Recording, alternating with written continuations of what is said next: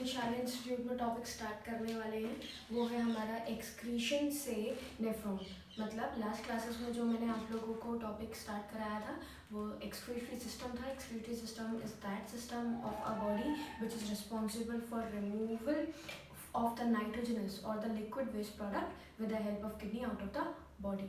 मतलब हमारी बॉडी में किस तरीके से डिफरेंट लिक्विड वेस्ट मटेरियल को बॉडी से बाहर निकालने का जो प्रोसेस परफॉर्म करवाया जाता है वो एक्सक्रीटरी सिस्टम के थ्रू करवाया जाता है। मैंने आप लोगों को एक्सक्रीटरी सिस्टम बहुत डिटेल में और ये सिस्टम में क्या क्या चीज़ें क्या क्या पार्ट्स इंक्लूड होते हैं वो सब मैं आप लोगों को एक्सप्लेन कर चुकी हूँ कि एक्सक्रीशन क्या है, वेस्ट प्रोडक्ट्स क्या होते हैं, नाइट्रोजनस वेस्ट प्रोडक्ट्स की मैंने आप लोगों को पूरा डिटेल में एक्सप्लेन किया था।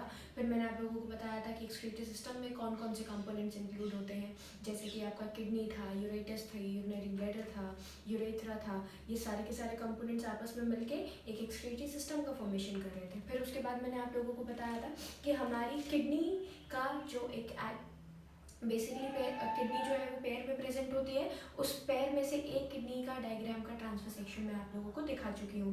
दोनों किडनी सेम नहीं होती है, तो एक का ट्रांसफर सेक्शन हम पढ़ चुके थे। आपका किडनी को हमने दो पार्ट्स में डिवाइड किया था।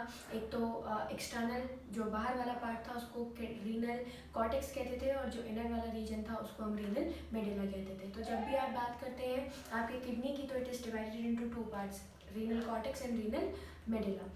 इसके साथ साथ जो रीनल मेडुलास थे इसके अंदर प्रेजेंट थे आपके रीनल पिरामिड्स, एक ट्रायंगुलर स्ट्रक्चर जो कि जिसके अंदर आपकी किस चीज़ की प्रेजेंस होती है, नेफ्रॉन्स की प्रेजेंस होती है। तो अगर मैं एक सिंपल बेसिक आपको एक्सक्रीटरी सिस्टम एक्सप्लेन करूँ तो ये सारी की सारी पार्ट इसके अंदर इंक्लूड हो जाते हैं। मतलब एक बिल्कुल बेसिक लेवल से अगर हम चल के और समझना शुरू करें, पढ़ना शुरू करें तो उस कंडीशन में ये सारी की सारी चीज़ें इसमें इंक्लूड होती हैं। अब जो आज से टॉपिक हमें स्टार्ट करना था वो जो टॉपिक मैंने लास्ट में छोड़ा था वो था हमारी किडनी में प्रेजेंट किडनी ट्यूब्यूल्स, जिसको हम नेफ्रॉन्स भी बोलते थे। वो नेफ्रॉन हमारी बॉडी का एक बहुत ही इम्पॉर्टेंट पार्ट है, एक बहुत ही मतलब बेसिकली हम कह सकते हैं कि यूनिट ऑफ एक्सक्रीशन जो फॉर्म करते हैं वो यूनिट ऑफ एक्सक्रीशन किसके थ्रू बनाए जाते हैं, हमारे किडनी के थ्रू ही बनाए जाते हैं। ओके, सो ये यूनिट ऑफ एक्सक्रीशन जो किडनी में बने हुए हैं ये आपके नेफ्रॉन्स कहलाते हैं और इस नेफ्रॉन के अंदर कई सारी एक्टिविटीज़ हम परफॉर्म करवाते हैं। लाइक आपका बॉडी में जितना भी फ्लूइड है वो तेज़ प्रेशर से हमारे किडनी के अंदर जाता है, इन ट्यूब्यूल्स के अंदर एंटर करता है, यहाँ पर फिल्ट्रेशन होता है, फिल्ट्रेशन होने के बाद ब्लड को जो प्योरीफाई हो चुका है उसको वापस से बॉडी में भेज दिया जाता है, जो बचा है उसको फर्दर जितने कंपोनेंट्स हैं उनको हम एब्जॉर्ब करवा सकते हैं। तो और फिर जितना कंपोनेंट बचता है जो कि अब हमारे लिए यूज़ का नहीं है, टॉक्सिक सब कंपोनेंट है, हमें बॉडी से बाहर निकालना ज़रूरी है या फिर एक्सेसिव में प्रेजेंट है, बॉडी से बाहर निकल जाए तो कोई फ़र्क नहीं पड़ेगा, तो उन सारे कंपोनेंट्स को हम बॉडी से रिमूव कर देते हैं। तो ये वाला पार्ट देखेंगे। सबसे पहले मैं आप लोगों को डायग्रामेटिकली एक्सप्लेन कर रही हूँ सारी चीज़ें का। यहाँ पे हमने किसका जिक्र किया, यहाँ पर हमने जिक्र किया आपके नेफ्रॉन का। मैं कैपिटल्स में ही लिख देती हूँ, नेफ्रॉन। हम कई बार छोटी छोटी क्लासेस में होते थे तो न्यूरॉन में और नेफ्रॉन में फ़र्क नहीं समझ पाते थे, पर अब क्योंकि हम थोड़ा सा बेसिक से आगे बढ़ रहे हैं तो हमें ये सारी की सारी चीज़ें पता होनी चाहिए। नेफ्रॉन क्या है, नेफ्रॉन का दूसरा नाम है कि नेफ्रॉन को हम और क्या कहते हैं, तो इसको हम किडनी ट्यूब्यूल भी कहते हैं, किडनी ट्यूब्यूल। ये हमारी है unit of excretion, unit of excretion. मतलब आप जब भी बात करते हैं आपकी बॉडी से एक्सक्रीशन को परफॉर्म करवाने की, तो वो जो एक्सक्रीशन परफॉर्म करवाया जा रहा है वो इसी unit of excretion that is nephron के थ्रू करवाया जाता है। अब देखें ये जो नेफ्रॉन है ये डायग्राम मैं आपको एक्सप्लेन कर रही हूँ, समझेंगे।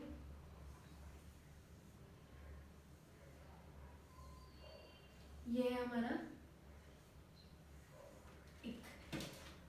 थोड़ा सा सारी की सारी चीज़ें मैं आपको इस रफ डायग्राम में एक्सप्लेन कर दूँगी और किस तरीके से फिर हम इसमें एब्जॉर्प्शन को परफॉर्म करवाते हैं ये भी हम यहीं पे समझेंगे। देखें तो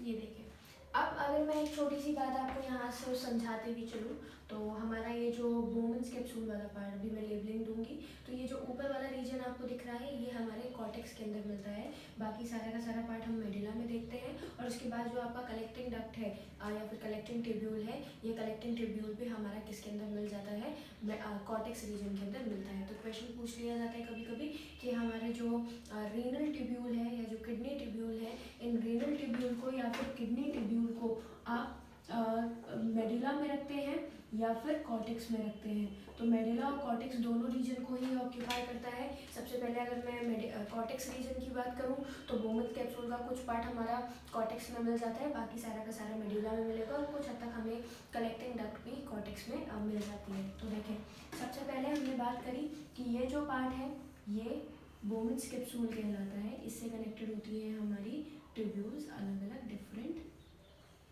ये मैं आपको एक बहुत कॉम्प्लिकेटेड सा स्ट्रक्चर आपको दिखाया और ये यहाँ पर प्रेजेंट है इसमें पोर्स। तो देखिए, सबसे पहले अगर मैं इस पूरे के पूरे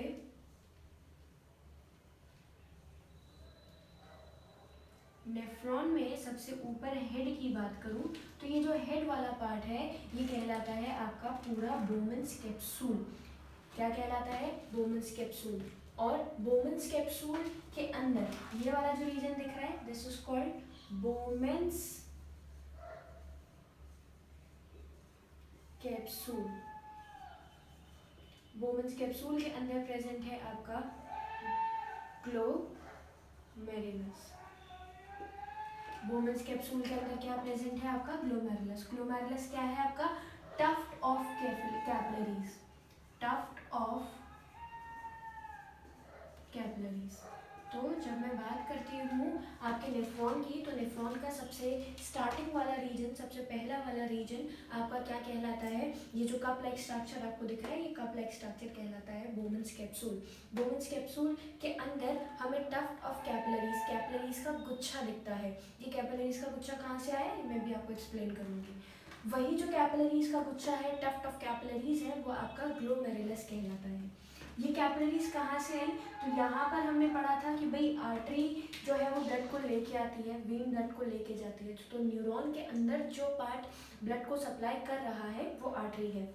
इसके साथ साथ मैंने आपको बोला था कि जब भी कोई भी ब्लड वेसल किसी ऑर्गन में एंटर करती है तो किसी ऑर्गन में एंटर करने का मतलब क्या है कि वो कैपिलरी में ब्रेक होगी। और जब कोई आर्टरी पूरी तरीके से कैपिलरी में ब्रेक नहीं होती है, जो इनिशियल दोनों के बीच की स्टेज है वो आर्टरियोल कहलाती है। तो यही वो कंडीशन, यही वो पार्ट है जिसको हम बोलते हैं आपका एफरेंट आर्टरियोल। एफरेंट, आप लोगों को कंफ्यूजन नहीं होना है कि मैं आर्टरी को आर्टरियोल क्यों लिख रही हूँ। दूसरा है आपका, यहाँ से ब्लड आता है और यहाँ से ब्लड बाहर भेजा जाता है, ये कहलाता है आपका efferent arteriole. Efferent arteriole, afferent arteriole and efferent arteriole. देखिए, एक से ब्लड लाया जा रहा है बोमेंस कैप्सूल के अंदर और एक से ब्लड बाहर निकाला जा रहा है बोमेंस कैप्सूल से बाहर। बोमेंस कैप्सूल और ग्लोमेरुलस को हम आपस में कंबाइन करके एक नाम देते हैं जो कि कहलाता है आपका माल्पीजियन ट्यूब्यूल। क्या कहलाता है? माल्पीजियन ट्यूब्यूल। सो स्टूडेंट्स, मैंने क्या क्या बोला आपको? सबसे पहले बोमेंस कैप्सूल, बोमेंस कैप्सूल के अंदर प्रेजेंट है आपका ग्लोमेरुलस। बोमेंस कैप्सूल और ग्लोमेरुलस को आपस में कंबाइन करके हम क्या कहते हैं? माल्पीजियन ट्यूब्यूल कहते हैं। ओके, ये जो माल्पीजियन ट्यूब्यूल है ये इन दोनों को कंबाइन करके कहा जा रहा है। क्लियर? माल्पीजियन ट्यूब्यूल से जब हम आगे बढ़ते हैं तो भाई देख लेंगे यहाँ पे कैपिलरीज का भी और जो जिन टिश्यू से मिलके ये बना है इस टिश्यू का भी काफ़ी ज़्यादा इंपॉर्टेंस होता है। जैसे कि सबसे पहले ये जो बेसमेंट मेम्ब्रेन आपको दिख रहा है जो कि ग्लोमेरुलस को बोमेंस कैप्सूल से कनेक्ट करने का काम करता है, ये आपका सिंपल एपिथेलियल टिश्यू से मिलकर बना होता है, क्योंकि यहाँ से हमें एब्जॉर्प्शन देना होता है। कैसे एब्जॉर्प्शन देना होता है जब मैं आपको मैकेनिज्म समझाऊंगी तो उसमें एक्सप्लेन करूँगी। अब हम जब आगे बढ़े तो आगे बढ़ने पे ये जो छोटा सा पार्ट आपको दिख रहा है ये कहलाती है आपकी proximal convoluted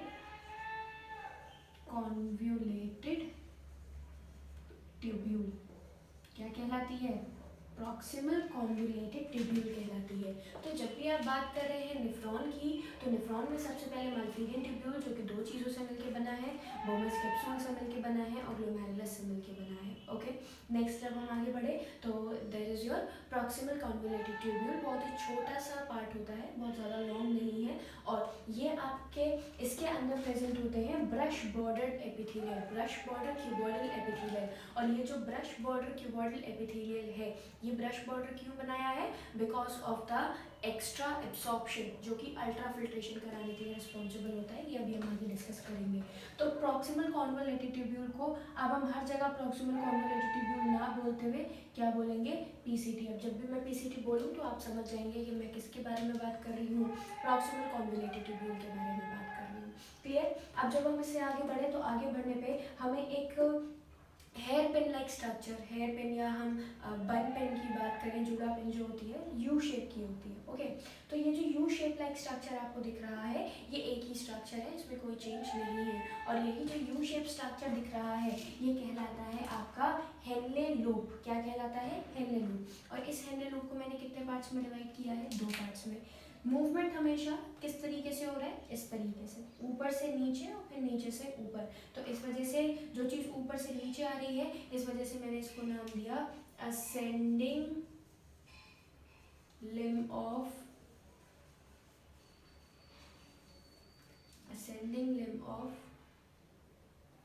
loop of Henle, या फिर इसको हम हेनले लूप भी कहते हैं। Ascending limb of loop of Henle. Descending, sorry मैंने गलत कर दिया, ये डिसेंडिंग, बड़े से छोटा, डिसेंडिंग। और ये वाला जो रीजन है it is ascending, ascending limb of loop of Henle. Okay, now जब हम आगे बढ़े तो आगे बढ़ने पे मैं आपको सबसे पहले नेफ्रॉन के डायग्राम में कौन कौन से स्ट्रक्चर्स प्रेजेंट होते हैं ये एक्सप्लेन कर रही हूँ। तो सबसे पहला पार्ट क्या है? सबसे पहला पार्ट है आपका नेफ्रॉन में प्रेजेंट एफरेंट आर्ट्रियोल जो कि ब्लड को लेकर आएगी और इफरेंट आर्ट्रियोल जो कि ब्लड को लेकर जाएगी। नेक्स्ट है हमारा glomerulus, that is tuft of capillaries. ये टफ्ट ऑफ कैपिलरीज प्रेजेंट होती है हमारे बोमन्स कैप्सूल में। बोमन्स कैप्सूल से जब हम आगे बढ़ते हैं, ये दोनों कंबाइन करके माल्पीडियन ट्यूब्यूल कहलाते थे। ये वाला जो छोटा सा रीजन दिखता है एक ट्यूबल पार्ट है जिसको हम प्रॉक्सिमल कॉन्वोल्यूटेड ट्यूब्यूल कहते हैं। जब उससे आगे बढ़ते हैं तो हमारे पास 2 लूप्स होते हैं, एक तो descending limb of loop of Henle होता है और एक ascending limb of loop of Henle होता है। मतलब इसको हम हेनले लूप भी कहते हैं। यू शेप्ड पिन जैसा इसका स्ट्रक्चर है और इस वजह से इसको मैं यहाँ पर अब जहाँ भी जिक्र करूँगी वो HL का करूँगी। किसका करूँगी? HL, Henle loop. फिर हम इससे आगे बढ़े तो आगे बढ़ने पे आपको एक स्ट्रक्चर यहाँ पे दिख रहा है जो मैंने थोड़ा सा छोटा ही बनाया है, बहुत ज़्यादा बड़ा नहीं है। इस स्ट्रक्चर को हम कहते हैं distal convoluted tubule. Distal convoluted tubule. Distal convoluted tubule को अब हम इंडिकेट करेंगे DCT से, पूरी की पूरी मैकेनिज्म में। पूरा अब आपको मतलब समझ में आना चाहिए कि जब भी हम बात कर रहे हैं, ये जो पार्ट्स मैंने दिखाए हैं ये अलग अलग नेफ्रॉन्स की डिस्टल कॉन्वोल्यूटेड ट्यूब्यूल है। यहाँ पर ये जो लास्ट पार्ट है ये हमारा कहलाता है collecting tubule. Collecting tubule, that is your CT। क्या कहलाती है? CT कहलाती है। अब समझे बच्चों, जब भी आप बात करते हैं आपके नेफ्रॉन की तो इसको ट्यूब्यूल नाम दिया था मैंने बिल्कुल शुरुआत में। What does the tubule mean? Tubule का मतलब क्या होता है?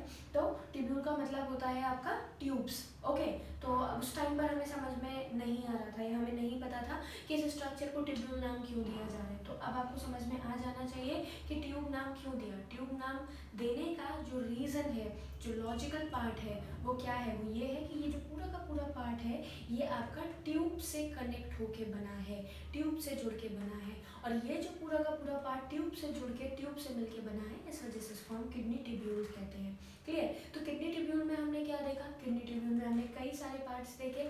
अब इनको नाम अलग अलग क्यों दिए गए हैं तो उसका रीज़न समझेंगे। नाम अलग देने का मतलब ये है कि हर जगह पे कुछ ना कुछ काम अलग है। अगर पूरी किडनी ट्रिब्यून में काम एक जैसा होता, फंक्शन एक जैसा होता तो शायद नाम एक जैसे होते, लेकिन हर पार्ट में जैसे मैं एंटर करती हूँ वैसे ही फंक्शंस जो है वो क्या हो जाते हैं, अलग हो जाते हैं। और जब फंक्शंस अलग हो जाते हैं तो फंक्शन अलग होने पर ऑटोमेटिक आपका जो नाम है, फंक्शन को क्लियर समझने के लिए, अच्छे से समझने के लिए हमने डिफरेंट नेम्स इनको नेमिंग दिया है ताकि हम इजीली इसको स्टडी कर सकें। अब देखें, जब हम आगे बढ़ेंगे तो ये एक टिपिकल स्ट्रक्चर है आपके नेफ्रॉन का, क्लियर। इसी के चारों ओर एक टफ्ट ऑफ कैपिलरी अगेन इस पूरे के पूरे नेफ्रॉन को कवर करने का काम करती है। वो हम समझेंगे, ये एफरेंट आर्टरियोल का ही आपका एक्सटेंशन होता है। तो देखिए कुछ इस तरीके से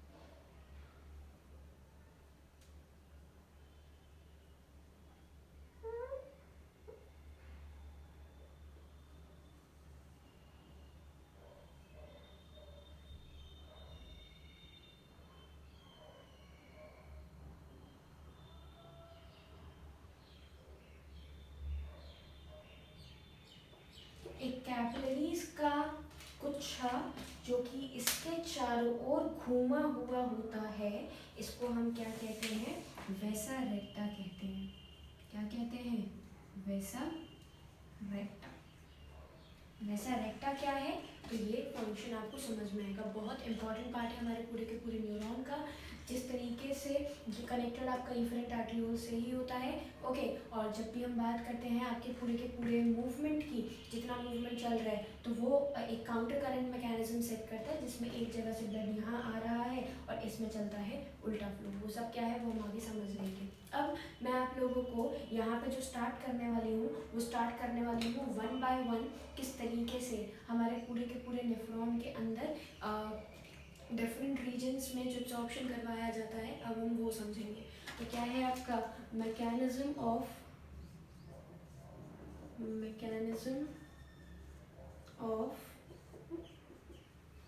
व्हाट, मैकेनिज्म ऑफ एक्सक्रीशन। किसकी मैकेनिज्म है, एक्सक्रीशन की मैकेनिज्म है। देखें हम सबसे पहले आप जब बात करते हैं आपके एफरेंट आर्टरियोल की और इफरेंट आर्टरियोल की, तो इनका फंक्शन क्या है। अब मैं सबसे पहले आप लोगों को बता रही हूँ किस तरीके से एक जगह से दूसरी जगह पर फ्लो होता है, वो बहुत इजी है। फिर उसके बाद कौन से रीजन में, कौन से पार्ट में किस एक्टिविटी को परफॉर्म करने का काम करते हैं, next I will explain you that. Okay, so come to the point. Afferent and efferent arteriole, ये पहली चीज़ तो ब्लड कैपिलरीज है। ओके, और जब आप ब्लड कैपिलरीज की बात करते हैं तो ये आपको बहुत ही कॉमनली, मतलब एक बहुत ही बेसिक चीज़ को अपने दिमाग में समझ लेना है, डाल लेना है कि आर्टरीज का काम है ब्लड को लेकर आना। भाई आप जब फिल्ट्रेशन करवा रहे हो, किसका फिल्ट्रेशन करवा रहे हैं, ब्लड का फिल्ट्रेशन करवा रहे हैं। और जब ब्लड का फिल्ट्रेशन करवा रहे हैं तो इसका मतलब क्या है, इसका मतलब ये है कि जितनी भी कंपोनेंट्स आपके इसके अंदर आगे फ्लो करेंगे वो पूरे के पूरे किस तरीके, मतलब कहाँ से आएंगे, तो एफरेंट और इफरेंट आर्टरियोल के थ्रू आने और जाने का काम करेंगे। ओके, अब देखिए जब हम एफरेंट आर्टरियोल की और इफरेंट आर्टरियोल की बात करते हैं तो यहाँ पर एफरेंट आर्टरियोल जो है वो आर्टरी है जो कि ब्लड को आपके नेफ्रॉन के बोमेन्स कैप्सूल तक लाने का काम करती है, और इफरेंट आर्टरियोल वो आर्टरियोल है जो कि ब्लड को आपके नेफ्रॉन से दूर ले जाने का काम कर रही है। अब मैं यहाँ पर एक चीज़ और एक्सप्लेन करती हूँ, क्या करती हूँ, देखें ज़रा। यहाँ पे दो आर्टरियोल्स बना दिए मैंने, एक तो बना दिया इफरेंट और दूसरा बना दिया एफरेंट। एफरेंट का डायमीटर इफरेंट के डायमीटर से आपको बड़ा दिख रहा है या छोटा दिख रहा है? तो भाई छोटा दिख रहा है, इफरेंट का छोटा है और एफरेंट का बड़ा है। क्या ये गलती से किया? तो मैंने जवाब दिया नहीं भाई, गलती से नहीं किया, इंटेंशनली किया है। क्यों, ऐसा क्यों किया? तो उसका रीज़न समझे। जैसे हमने जब सर्कुलेशन पढ़ा था तो मैंने आपको बताया था कि एक बड़ी छोटी वेसल जब कंबाइन करती है छोटे छोटे कैपिलरीज में टूट के, तो वो हमेशा किस में जाती है? बड़े वाइड एरिया जो कि कवर करे उस ओपनिंग में खुलती है। क्लियर? तो अब आपको यहाँ से समझना है कि यहाँ पे ऐसा नहीं है। यहाँ पे अब हमने क्या कर दिया? उल्टा कर दिया। कैसे उल्टा कर दिया? कि जो ला रही है वो तो थोड़ा सा डायमीटर बड़ा है, लेकिन जो लेके जा रही है उस इफरेंट आर्टरियोल का diameter as compare to the afferent arteriole कम है। उसका रीज़न क्या है? उसका रीज़न ये है कि जब तेज प्रेशर से कोई चीज़ यहाँ से आएगी और अगर यहाँ का वॉल्यूम जो डायमीटर है वो बड़ा हुआ, तो सारी की सारी चीज़ें इंस्टेड ऑफ गेट फिल्टर्ड आपका किसके साथ बाहर जैसे आई वैसे के वैसे ही कहाँ चली जाएंगी?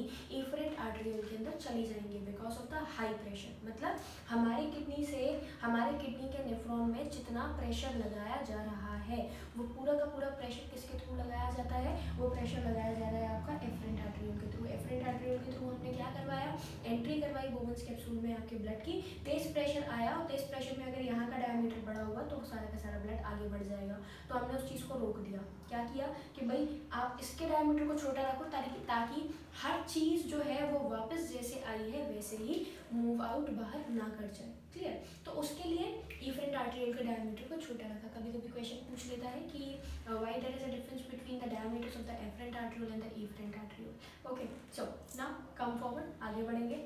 अब हमने बात करी बोवेंस कैप्सूल की और ग्लोमेरुलस की। ये बहुत इंपॉर्टेंट पार्ट है क्योंकि जितना ब्लड आ रहा है, मैंने बोला ये कप लाइक स्ट्रक्चर है, उस कप लाइक स्ट्रक्चर के अंदर ब्लड डाला जाता है, एक साइड से डाला जा रहा है, दूसरे साइड से बाहर निकाला जा रहा है। जब हम एक साइड से डाल के दूसरे साइड से बाहर निकाल रहे हैं तो उस कंडीशन में ये बीच में जो एक गुच्छा दिखा मुझे कैपिलरीज का, जो कि ब्लड को लेके फिर इफरेंट आर्टरियोल के थ्रू बाहर निकालेगा, उसके अंदर जैसे बिल्कुल समझेंगे टिश्यू फ्लूइड बनता था।